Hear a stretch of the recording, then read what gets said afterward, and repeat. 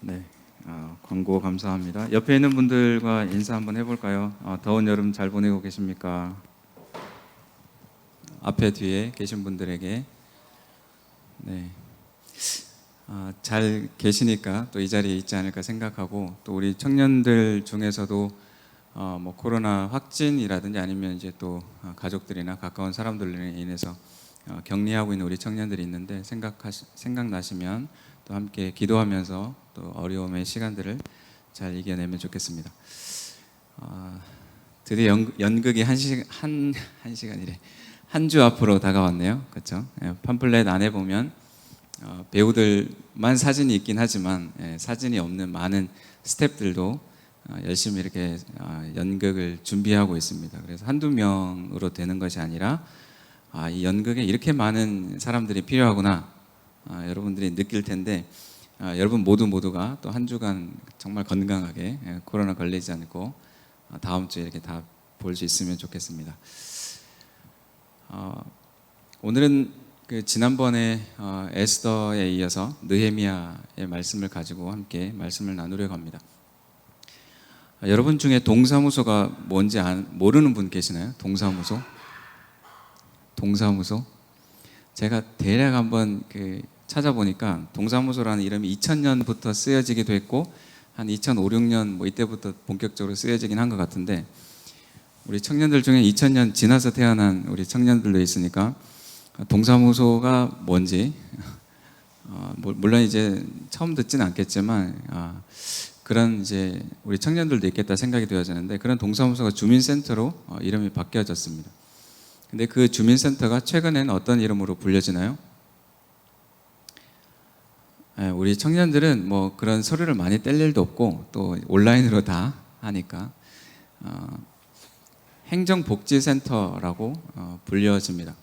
그래서 커뮤니티 서비스 센터에서 뭐 커뮤니티 웰페어 센터 뭐 이런 식으로 이제 이름을 이제 조금씩 바꿔가면서 이 그 공동체, 커뮤니티를 서비스하는 일을 하고 있는 거죠.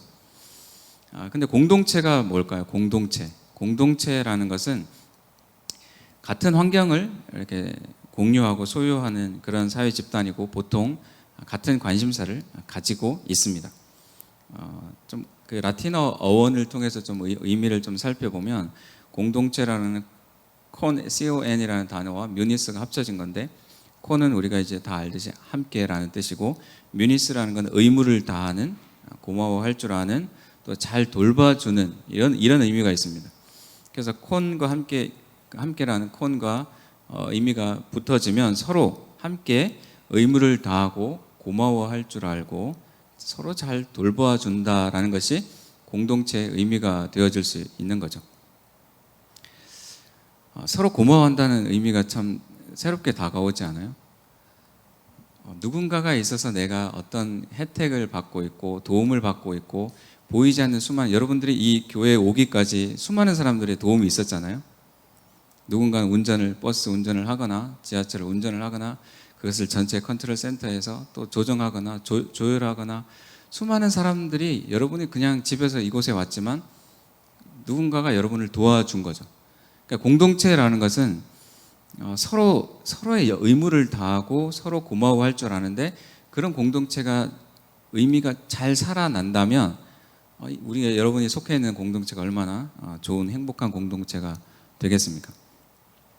근데 현대를 살아가는 많은 사람들이 어려움을 겪고 있어요. 한 심리학 강사가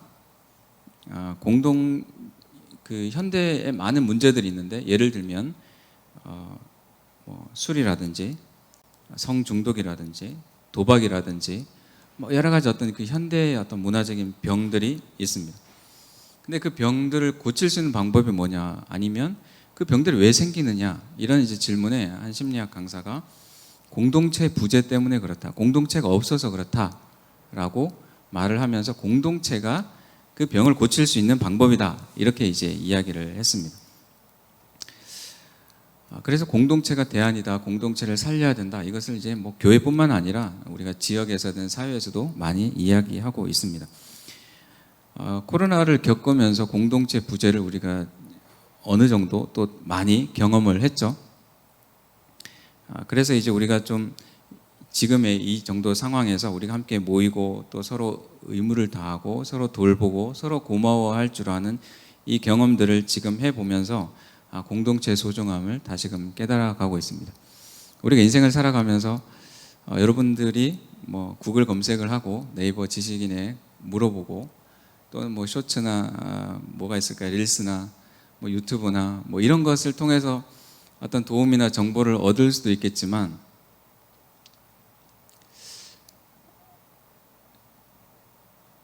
거기에서 얻는 정보와 도움과 또는 그 일시적인 어떤 도움들이 아니라 함께하는 사람들로 인해서 얻는 공동체 안에서 얻어가는 도움은 가치를 매길 수 없는 그런 귀한 도움이 되어집니다. 우리 현대인들 여러분의 우리의 삶을 한번 살펴보면 우리가 느끼고 있는 어려움들이 뭐가 있을까? 첫 번째는 외로움이라고 할 수 있습니다. 외로움. 핸드폰만 들면 수많은 사람들이 연결되어 있지만 외로움을 느낍니다. 왜 외로움을 느끼냐면 우리는 개인주의에 너무 익숙해져 있기 때문에 그렇습니다. 개인주의가 참 좋은데 뭐 나만 잘 이렇게 근데 그 개인주의가 함께 따라오는 어떤 어려움은 외로움이라는 것을 개인주의가 끌고 온다라는 거죠. 참 외로운 시대를 살아갑니다. 그리고 우리 현대인들은 피로한 사회입니다. 피곤한 사회입니다. 약국에서 제일 많이 팔리는 게 자연강장제, 피로회복제 이런 거죠. 피로회복제, 박하 이렇게로 이루어지는 이름.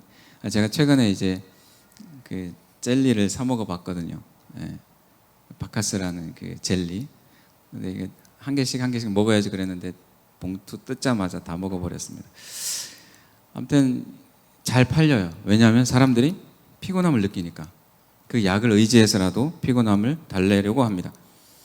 저도 사실은 뭐 커피 엄청 좋아하는데 거의 손에서 커피가 떠날 날이 없을 정도로 커피를 통해서 살아가고 있는 모습을 보기도 합니다. 현대인들이 지쳐 있는 거죠. 근데 지쳐 있는데 내가 지쳐 있을 때 어디 나무에나 기댈 만한 곳에 가서 쉬면 좋은데 쉴 만한 기댈 만한 공동체가 없다고 생각하면 그렇게 살아가다가 탈진하게 되어지는 거죠. 우리 주변에 이제 다른 여러 나라 세계를 바라보면서 전 세계가 인플레이션으로 많이 고통받고 있습니다. 그래서 정말 이렇게 아사 직전에 놓여 있는 그런 식량 공급이 잘 안 되고 물가가 너무 높으니까 자기가 가지고 있는 돈으로 살 수 없는 그래서 이제 아사 직전에 있는 사람들도 엄청나게 많이 있는 상황입니다. 어떻게 보면 우리가 최첨단의 발전된 시대를 살아가면서 가장 잘 살고 있는 시기이지만 아이러니하게 가장 돈으로 인해서 스트레스를 받고 있는 세대이기도 합니다. 작년에 해서 올해 최저시급이 올라갔어요. 여러분들 알바하면 그래도 몇백 원씩 올라가죠, 매년. 근데 그게 여러분을 만족하게 하고 행복하게 해줍니까? 오르긴 올랐는데 물가도 오르고 어떻게 하면 내가 또 한 달을 살아갈까? 청년들 안에서도 그런 고민으로 살아가고 있는 청년들이 참 많이 있습니다. 그리고 교회도 이 시대 속에서 부정적인 시선들을 많이 받고 있어서 정말 건강한 믿음의 공동체가 필요한 시기가 되었습니다. 현대인들이 어떤 그 어려움들 이것을 잘 달래고 또 고치고 회복할 수 있는 것이 공동체라는 거죠. 물론 공동체 안에 있어도 피곤할 수 있고 외로움을 느낄 수도 있고 어려움을 겪을 수 있지만 그럼 어떻게 해요? 그 공동체가 더 건강한 제대로 된 공동체가 되기 위해서 뮤니스 할 수 있는 공동체가 될 수 있기를 우리가 다 같이 힘을 모아야 되는 거죠. 우리가 다 같이 각자 다 힘들어요. 이렇게 여러분 한 명씩 앞에 세워놓고 힘든 거 말해보라 하면 다 말할 수 있겠죠. 그런 시대를 살아가지만 우리가 서로 돌보아주고 고마워하고 서로의 존재를 인정하고 격려하는 사람들이 있다면 어떤 어려움이 있더라도 또 이 20대 또 30대의 청년의 시기를 우리가 잘 극복해 나갈 수 있을 겁니다. 에스더에 이어서 비슷한 시대를 살았던 인물이 느헤미야입니다.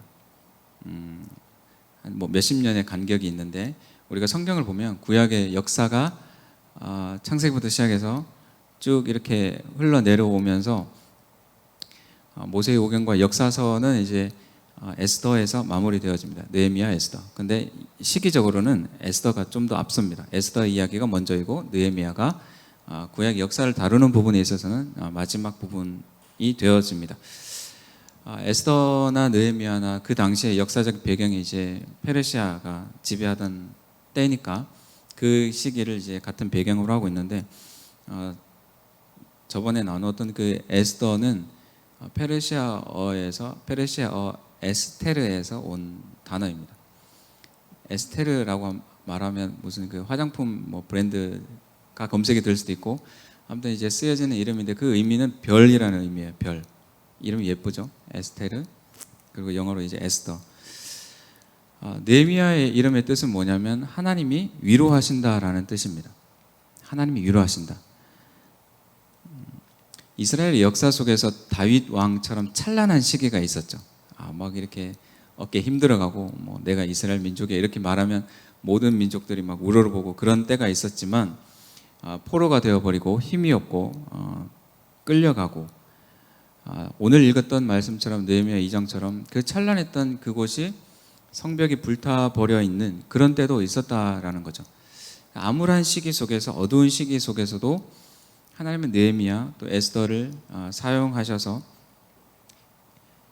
이스라엘 백성들이 정체성도 찾고 우리가 이런 민족이구나, 또 하나님이 우리를 여전히 돌보고 계시구나라는 것을 이 두 인물을 통해서 각인하게 하십니다. BC 한 400년 뭐 이때를 한번 생각해 보세요. 야, 우리 민족은 하나님이 우리를 택했다는데 우리가 왜 이렇게 살아가고 있는가? 하나님 우리를 잊지 않으셨는가? 막 이런 이제 질문들을 할 때, 야, 그래도 느헤미야가 있잖아. 에스더를 봐.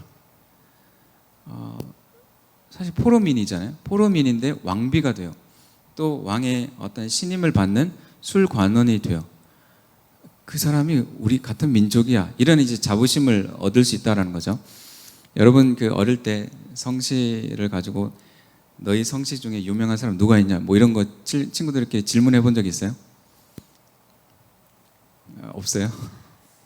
있는 사람도 있고, 우리 가문에 유명한 사람 누가 있지? 뭐 이렇게 말하면서 이제 유명한 사람이 있으면 막 자랑하고, 뭐 아니면 연예인 누구가 뭐 같은 뭐 종친이라든지 뭐 같은 파라든지 뭐 이런 얘기를 이제 하기도 합니다.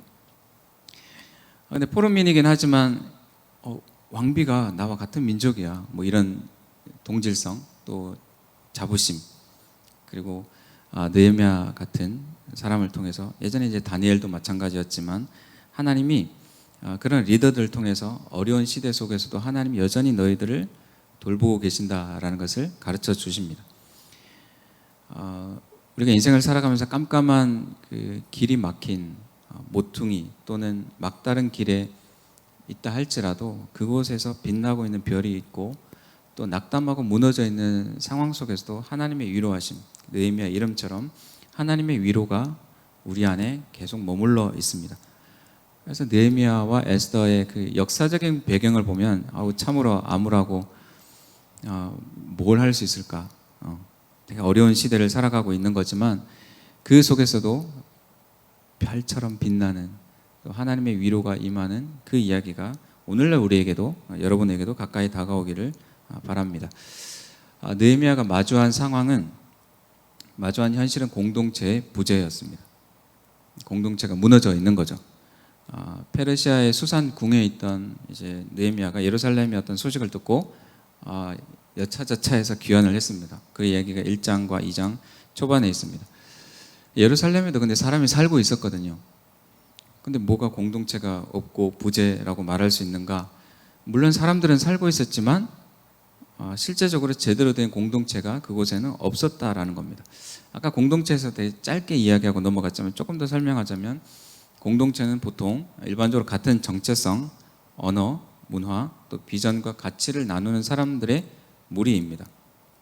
그래서 그런 특성 속에서 조금 더 세분화하면 어떤 지역을 기반으로 하는 지역 공동체, 또 어떤 관심사나 어떤 프로젝트 공동체가 있을 수 있고, 또 우리가 온라인 어떤 사이버 공간상에서의 온라인 공동체가 있을 수도 있습니다. 그런 공동체가 지금 예루살렘에는 없다라는 거죠. 부재하고 있다라는 겁니다. 그래서 무너진 것이 성벽뿐만이 아니라 공동체가 무너져 있는 그런 상황입니다. 13절을 우리가 다 같이 한번 읽어볼까요? 13절 시작. 그 밤에 골짜기 문으로 나가서 용종으로 본문에 이르는 동안에 보니 예루살렘 성벽이 다 무너졌고 성벽은 불탔더라. 성벽이라는 것은 뭔가 이렇게 막아주고 보호해주는 그런 역할을 해야 되는데 그것이 다 무너져 있다는 겁니다. 불에 탔고 심지어는 길이 막혀 있어요. 막 무너져 있는 그 담에 뭐 돌 같은 것들이 이제 길까지 막고 있는 그런 상황이에요. 사람들은 분명히 불편함도 느꼈을 테고 이거 뭐 언제까지 불타는 거 그을러져 있고 시커먼 이 벽을 봐야 되나 이런 생각을 했을 수 있습니다. 성벽에 흔적은 있지만 성벽이 있다라고 말할 수 없는 그런 상황. 마치 이스라엘 백성들이 살고는 있지만 이스라엘 백성들의 공동체는 있다고 말할 수 없는 그런 어려운 상황인 거죠. 오늘 설교에서 제가 질문을 몇 가지 던지는데 오늘 여러분들이 속해 있는 공동체는 몇 개나 되어집니까? 내가 속해 있는 공동체가 몇 개가 있을까? 여러분 한번 생각해 보세요. 시간 좀 드릴 거예요. 물론 거기에서 명륜중앙교회 청년부 빼면 엄청 섭섭할 겁니다. 근데 청년부만 공동체는 아니거든요. 여러분이 속해 있는.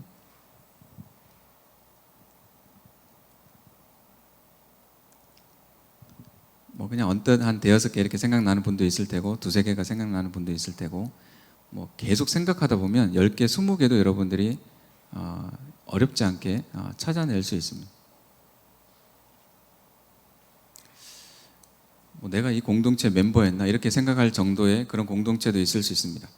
근데 그 중에 중요한 공동체를 몇 가지 추려보면 뭐 한 손 안에 이렇게 좀 꼽아볼 수 있지 않을까 생각합니다.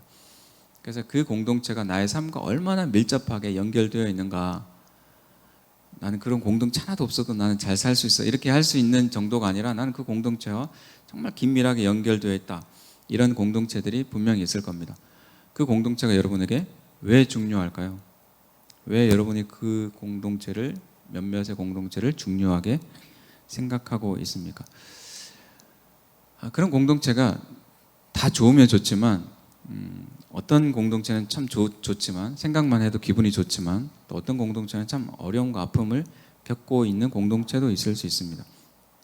그러면 그 어려움을 겪고 있는 공동체가 있으면 나는 이제 손절하면서 어려운 공동체는 떼내고 나는 그냥 편한 좋은 공동체만 머물러 있고 싶다 이렇게 할 수 있지만 정말 내 삶과 긴밀하게 연결되어 있는 공동체라면 그 어려움을 그냥 나는 나 몰라라 할 수는 없는 겁니다. 여러분에게 가장 중요한 공동체는 가족 공동체가 있겠죠. 어려움을 그냥 덮어두면서 또는 밀어놓고 계속 그렇게 살아갈 수는 없습니다.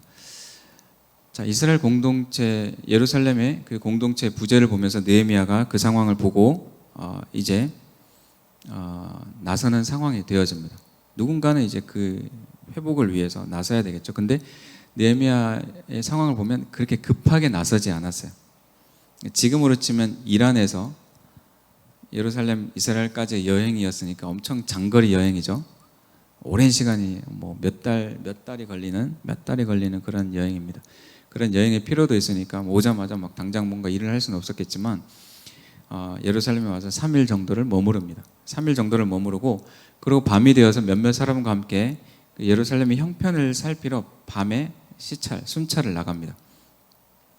사람들이 많은 대낮에 한번 이렇게 둘러보면 금방 이렇게 파악이 될 텐데 왜 껌껌한 밤에 잘 보이지도 않는 그 시간에 느헤미야가 나갔을까요? 멀리서 누군가가 왔는데 온통의 초미의 관심사죠. 저 사람이 뭐하러 왔지? 누구지? 느헤미야의 온통 관심이 집중되어 있는 그때에 뭔가 일이 시작되기도 전에 막 이렇게 다니고 보이고 막 이러면 온갖 소문과 억측과 뭐 오해와 이런 것으로 인해서 느헤미야가 하려고 하는 일들이 방해가 되어지는 상황이 되는 거죠. 그래서 신중하게 밤에 살피고 또 그리고 살핀 내용들을 바로 또 이렇게 이야기하지 않습니다. 근데 사실 생각해 보면 이거는 비밀이 아니거든요. 예루살렘에 사는 꼬마 아이들도 야, 예루살렘 성벽이 괜찮아? 말하면 아니요, 무너졌는데요, 불타요, 불탔어요. 뭐 이런 정도로 그냥 객관적인 사실은 누구나 다 아는 사실이지만 그것을 비밀스럽게 느헤미야가 살펴본 것은, 느헤미야가 그 먼 곳에서 여기 온 것은 다른 일이 아니라 공동체를 세우는 그 일 때문에 왔다. 그 일에 집중하기 위해서입니다. 17절 말씀을 보면 후에 그들에게 이르기를 우리가 당한 공경은 너희도 보고 있는 바라. 너희도 다 안다라는 거죠. 너희 다 알잖아. 예루살렘이 황폐하고 성문이 불탔는데 나보다 너희들이 더 잘 아는 내용이고, 그런데 자, 예루살렘 성, 이제 번역본에 따라 다른데 예루살렘 성벽을, 성벽입니다. 예루살렘 성벽을 건축하여 다시 수치를 당하지 말자, 이렇게 이제 말을 하는 거죠. 성벽의 제 기능을 못하는 건 나보다 여러분이 더 잘하는 거잖아요, 이렇게. 근데 그 다음부터 할 수 있는 말은 아무나 할 수 있는 말이 아닌 거죠. 어떤 말을 해요? 자, 이제 건축하자, 이제 뭐 좀 해보자. 이런 상황에 여러분들 다 알고 있는데도 왜 가만히 있습니까? 이제 뭔가를 해봅시다 라고 이제 동기부여를 하는 거죠. 공동체를 같이 이제 세워보자라고 도전을 하고 있습니다. 공동체가 없어서 여러분들 힘들잖아요. 외롭잖아요. 보호를 잘 못 받잖아요. 뭐 등등 그런 이제 의미를 전달하는 거죠. 없던 것을 새로 세우는 게 아니라 있던 것, 허물어진 것을 치우고 다시 이제 재건축을 해야 되는 그런 상황입니다. 타일 공사하는 분이 말하기를 신축 공사에 타일을 붙이면 한 2-3시간 같은 공간을 붙이는데 리모델링 하는 집에 가서 타일을 붙이면 어떻게 될까요? 뭔가 떼내야 되고 제거해야 되고 청소해야 되고 막 깔끔하게 이렇게 표면을 한 다음에 또 붙여야 되니까 5시간도 더 걸린다고, 거의 2배의 시간이 걸린다라고 이야기를 합니다. 그러니까 기존의 것을 치우고 제거하고 청소하고, 제가 며칠 전에 욕실에 실리콘 작업을 해봤거든요. 제가 이제 목수의 아들이잖아요. 아버지가 이제 예전에 목수였어서 집안에 뭐 필요한 건 이제 제가 많이 고치는데, 기존에 있는 실리콘 막 곰팡이도 있고 뭐 아무리 씻어도 이제 제거되지 않는, 그래서 칼로 도려내고 깔끔하게 하고 나서 이제 실리콘 작업을 하니까 몇 시간이 시간이 많이 걸렸습니다. 그래서 이제 예루살렘 성벽도 마찬가지인 거죠. 불타 있고 뭐 이게 뭔가 잔해를 제거해야 되잖아요. 그래야 다시금 또 쌓는 거지. 그 무너진 데에서 막 돌을 쌓는다고 해서 그게 성벽이 되지는 않습니다. 그래서 아무튼 여간 어렵지 않고 또 작은 공사가 아닙니다. 자, 그런 이제 상황 속에서 두 번째 질문이 있습니다. 우리가 여러분이 속한 그 공동체를 세우기 위해서, 건강하게 만들기 위해서, 공동체가 활기를 띠고 살아나기 위해서는 어떤 것이 필요할까요? 저는 목사이고 여러분 청년들이니까 제가 우리 청년부 공동체만 살려봅시다 이 얘기를 하는 게 아니라, 여러분은 세상 곳곳에서 어느 곳에 가든지 간에 그 커뮤니티를, 공동체를 건강하게 세워가는 역할들을 해야 되는 여러분들입니다. 공동체가 활기를 띠기 위해서 어떤 걸 해야 될까? 무엇보다도 중요한 것은 리더가 필요하겠죠. 리더십이 필요합니다. 그리고 공동체가 함께 말하는 공통의 말이 있습니다. 이쪽 사람은 이쪽으로 가자 그러고 이쪽 사람은 이쪽 가자 그러고, 한 사람은 영어를 말하고 한 사람은 이쪽은 한국어를 말하고 있으면 서로 말이 안 통하잖아요. 그러니까 서로 말을 통일을 시킬 필요가 있는 거죠. 한 목소리를 내는 것이 필요합니다. 그리고 서로 공동체라는 것은 정말 다양한 사람들이 모여 있잖아요. 각각의 구성원들의 이야기가, 의견들이 다를 수 있는데 그것을 존경하고 존중하고 경청할 수 있어야 됩니다. 그래야 공동체가 활기를 띠고 살아날 수 있다는 거죠. 그리고 같이 관심을 가지고 힘을 모을 수 있는 어떤 일들도 필요합니다. 청년부가 연극을 정말 초단기간에 준비를 해서 진행을 하는 거거든요. 정말 기적 같은 일입니다. 느헤미야가 성벽을 엄청 짧은 시간 안에 이렇게 벽을 재건을 했는데, 연극을 지금 준비하면서 짧은 시간에 준비를 하고 있는데, 이 연극도 청년부가 뭐 그런 걸 하나 보다 이렇게 생각할 수도 있지만, 우리가 함께 그 일을 관심을 가지고 나아갈 필요가 있습니다. 사실 연극을 하면서 어떤 게 생겨요? 누군가는 정말 힘든 사람이 있지만 이 연극을 함께 함으로 인해서 공동체가 뭔가 우리가 할 수 있구나, 하고 있구나, 이런 이제 그 활기를 느끼고 있는 거죠. 자, 느헤미야는 그곳에 먼저 살고 있는 주민들, 예루살렘 거주민들의 그 거주민들을 존중을 합니다. 존중을 하면서 섣불리 오자마자 내가 이것 때문에 왔으니까 여러분들은 내 의견에 다 따라야 되고 빨리 합시다, 이렇게 하지 않는 겁니다. 충분히 그럴 수도 있어요. 왜냐하면 제국의 황제의 왕의 신임을 받는 신하이고 또 그 뜻을 가지고 왔으니까 뭘 하든 간에 사실은 할 수 있어요. 근데 그렇게 섣불리 자신의 어떤 지위를 이용해서 일을 시작하지 않습니다. 사람들을 모으고 형편들을 공유하면서 어떤 것을 던져요? 비전을 던집니다. 사람들에게 비전을 꺼집어냅니다.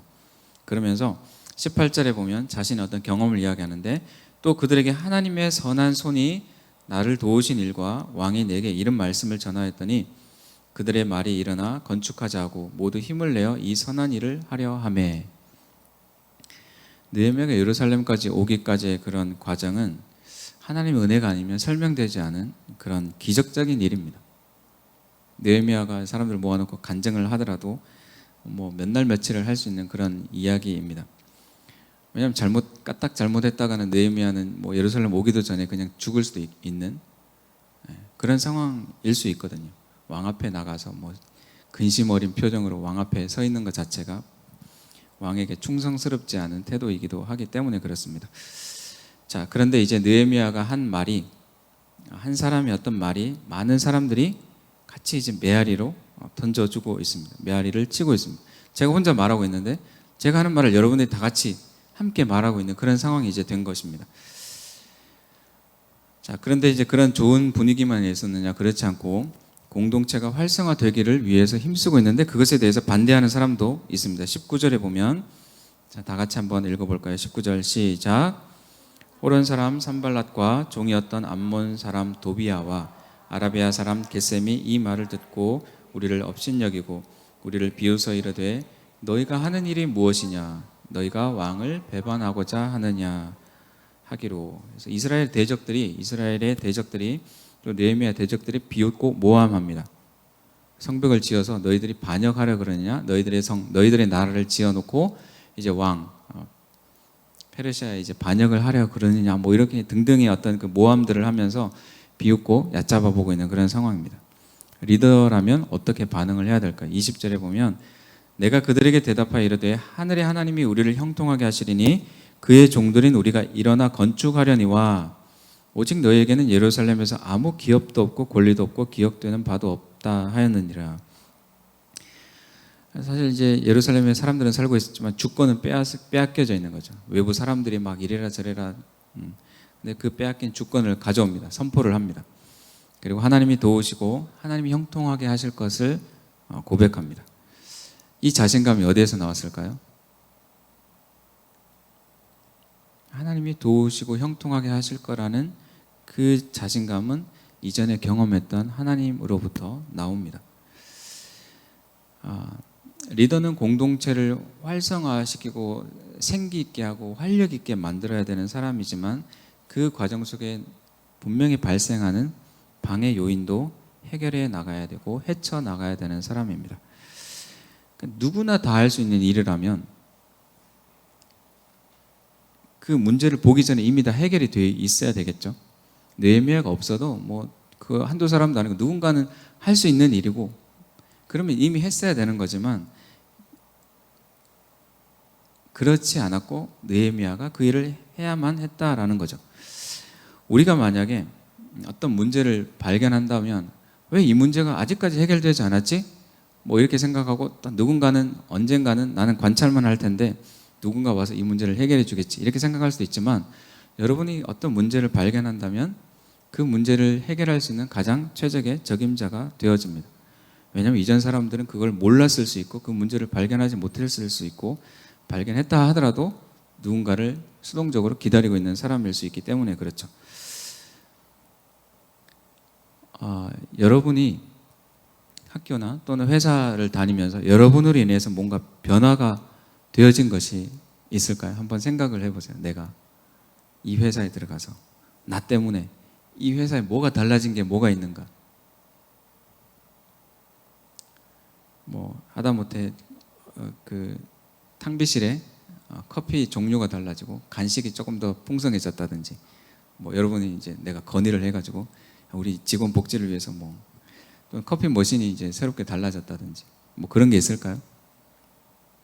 뭐 탕비실이 깨끗해졌다든지 또는 화장실이 깨끗해졌다든지, 똑같은 분들이 청소하고 일하지만 내가 들어갔는데 화장실이 더 깨끗해졌어. 뭔가가 이유가 있겠죠. 뭔가 변화가 되어진 거죠. 회식 문화가 달라질 수도 있고, 여러분이 어떤 공동체에 들어갔을 때 그 공동체는 문제가 하나도 없지는 않을 거예요. 어떤 문제가 있을 수 있고 더 발전할 수 있는 부분이 있을 텐데, 여러분이 들어가고 나서 변화된 것이 있느냐, 여러분 한번 생각해 보기를 바랍니다. 그래서 그 직장 생활 속에서 여러분이 내가 이 회사에 들어갔는데 하나님이 이렇게 나를 변화시키고 사용하셨고 그래서 이 회사가 이렇게 변화되었다라고 여러분이 간증할 내용들이 있을까요? 없다면 여러분들이 발견하는 문제들에 대해서 어떻게 변화를 이끌어낼 수 있을까? 어떻게 이것을 뭐 활성화시킬 수 있을까? 여러분들이 나서야 되는 타이밍입니다. 우리 마지막으로 좀 살펴볼 것은, 아무리 뛰어난 리더가 있어도 혼자서는 할 수 없다라는 거예요. 이게 세 번째 포인트입니다. 리더가 아무리 잘나도 혼자서는 불가능합니다. 느헤미야는 물론 훌륭한 리더였고 훌륭한 리더십을 갖추었습니다. 그래도 공동체가 함께 움직이지 않으면 어떻게 돼요? 리더는 더 외로워지고 더 소외되고 오히려 그것이 실패의 경험들이 돼서 어차피 해도 안 돼. 누가 이런 의견 한번 냈는데 그거 묵살됐고 또 다른 사람이 했어도 야 그거 작년에 했던 건데 뭐 의견 수렴도 안 됐어. 이러면서 이제 계속 뭔가 살아나게 하기 위한 것에 걸림돌이 되어집니다. 리더 혼자는 안 된다라는 거예요. 예루살렘 공동체의 회복을 위해서 누가 필요했느냐? 작은 리더가 필요했습니다. 공동체 전체가 참여했는데 우리가 3장 뭐 성경을 읽다가 이제 이름들이 쭉 나오는 부분들이 우리가 좀 어려워한 부분들이죠. 3장 1절에서부터 32절에 이르는 그 긴 분량 속에서 예루살렘 성벽의 재건을 도왔던 사람들의 이름이 등장을 합니다. 이거 예전에는 뭐 가죽 양피지에 뭐 이렇게 쓴다 생각해 보세요. 이거 이름 아깝잖아요. 우리야 지금 A4지가 10원 정도, 종이도 싸고 볼펜도 싸지만 뭐 이렇게 귀한 종이에다가 귀한 그 가죽에다가 그 이름을 다 일일이 쓰느라고 고생했을까 생각할 수 있지만, 그 많은 사람들이 함께 작은 영웅이 되고 작은 리더가 되어서 그 일들을 같이 했다라는 겁니다. 그 이름의 자손들이 있겠죠. 나중에 보겠죠. 만약 여러분이 전쟁 기념관이나 어떤 이름이 막 수백 명이 있는, 아니면 건물을 지었는데 뭐 누가 기증을 했고 뭐 이런 이름이 있잖아요. 건물에 보면 여러분들이 그 가나다부터 시작해서 히어까지 다 찾아보겠어요? 그러지 않겠죠? 여러분 아는 사람 누군가 했을 것 같은데, 아니면 지금 이 상황에서 그 자손들은 우리 선조, 우리 조상 중의 이름 12절에 여기 나온 사람이 우리 아버지야 뭐 이러면서 이제 자부심을 가진다라는 거예요. 그게 어떤 공동체를 결속하게 하는 겁니다. 그래서 긴 32절의 절이지만 그 내용 속에 그 작은 리더들의 이름을 다 기록하고 있습니다. 공동체를 세우는 것은 한 명의 리더가 아닙니다. 한 명의 영웅 같은 히어로가 세우는 것이 아닌 거죠. 우리가 표면상으로 보면 느헤미야 한 명의 영웅 같은 사람이 갑자기 등장해서, 수상궁에서 갑자기 예루살렘에 등장해서 뭔가 일을 해결한 것 같지만 그 혼자 할 수 있는 게 아니라는 거예요. 헬렌 켈러가 이런 말을 했습니다. 영웅들의 큰 힘뿐만 아니라 각각의 정직한 노동자들의 작은 힘들의 총합을 통해서 세계는 움직인다. 우리는 영웅들의 이름을 기억하기 좋고 영웅들을 생각하기 좋지만 그 영웅들만을 통해서 되지 않는다라는 거예요. 우리가 올림픽 금메달 따면 금메달 딴 사람만 기억하지만 금메달 따기 위해서 그 사람의 감독, 코치, 트레이너, 뭐 건강 또는 식단을 관리하는 사람 뭐 등등등등 그 이름들을 우리는 기억하지 않지만, 아무리 혼자 뛰어나더라도 그 혼자 뭔가 모든 걸 다 해서 메달을 딸 수는 없는 거죠. 우리가 공동체를 생각할 때 우리는 그런 영웅을 기다리는 마음이 있습니다. 제가 탑건은 아직 안 봤는데 꼭 볼 겁니다. 근데 뭔가 그 누군가 한 명이 뛰어난 사람이 우리가 히어로물 그 영화에서처럼 뭔가 다 해결해 줄 것처럼 우리는 마냥 기다리긴 하지만 우리가 그렇게 기다리면서 그 문제가 해결되기를 바라는 것은 착각이고 불가능한 일입니다. 어떻게 해야 돼요? 우리 모두가 작은 영웅, 작은 리더가 되어야 합니다. 자, 예루살렘에 머문 사람들이 구역을 나눠 가지고 성벽을 쭉 이렇게 둘러가면서 다 빼곡히 빠짐없이 돌아가면서 벽을 쌓아야 되니까 그래서 구역을 나눠 가지고 힘껏 성벽을 쌓았습니다. 거기는 많은 노동력이 들어가고 많은 재물이 들어가고 나 지금 돈 벌러 가야 되는데 성벽 쌓아야 되니까 그런 어떤 기회 비용도 들어가게 되고 또 심지어는 적이 쳐들어온다고 하니까 목숨의 어떤 위협까지 생각하면서 그런 대가를 치르면서 성벽을 힘껏 쌓았습니다.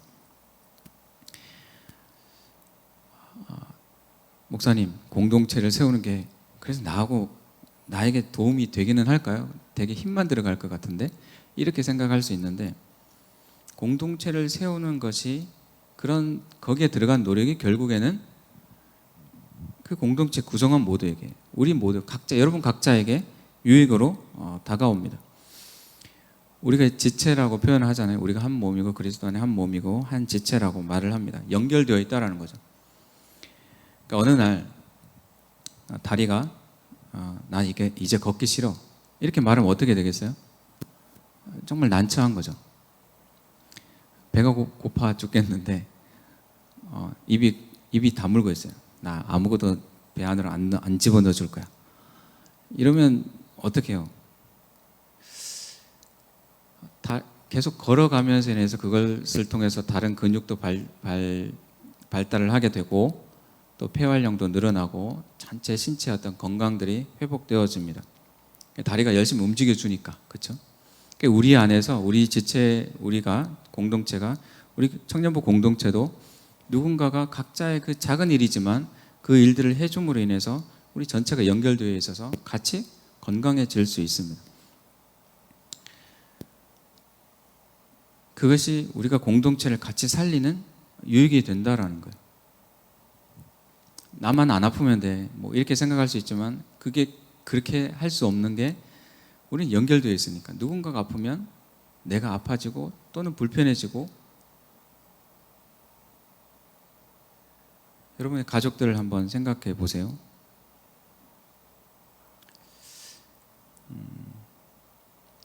어머니가 어느 날 나 이제 밥 안 해. 파업할 거야. 뭐 이러면 어떻게 되겠어요?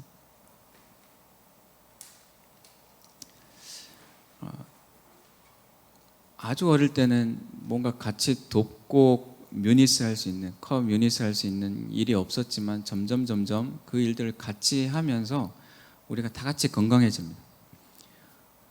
자녀가 태어나서 엄마 또는 아버지 뭐 여러 가지 가정의 어떤 일들을 하나도 안 도우면 어떻게 되겠어요?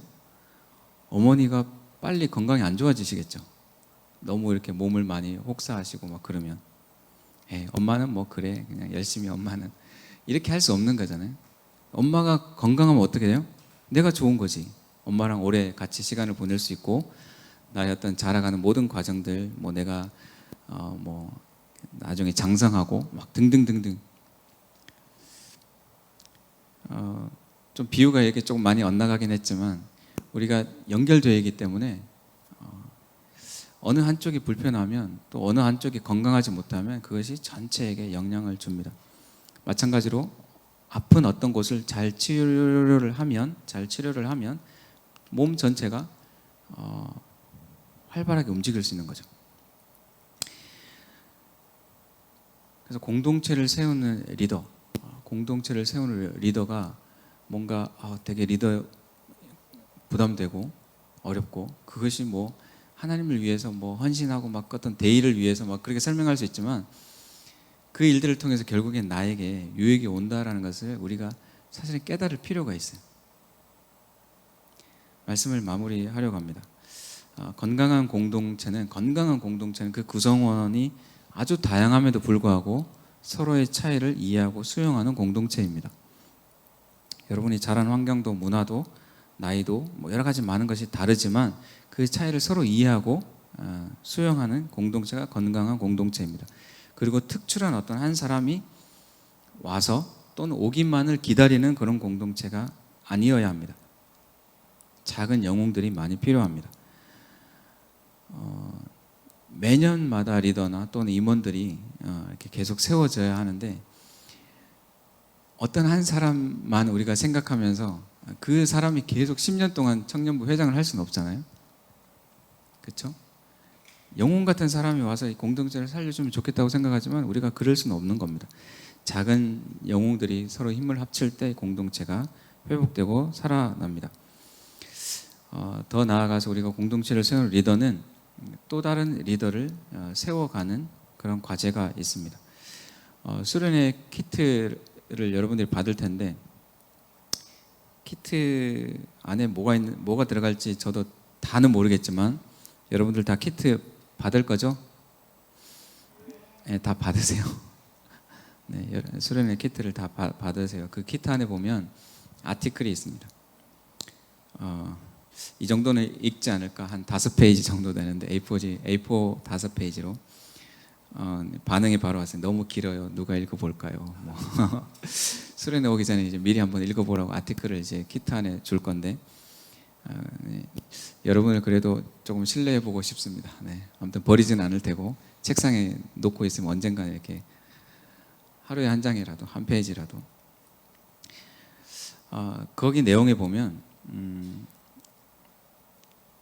우리가 큰 일이든 작은 일이든 큰 일에 쓰이든 또는 작은 일에 쓰이든 우린 모두가 리더니까 리더가 되어져야 합니다.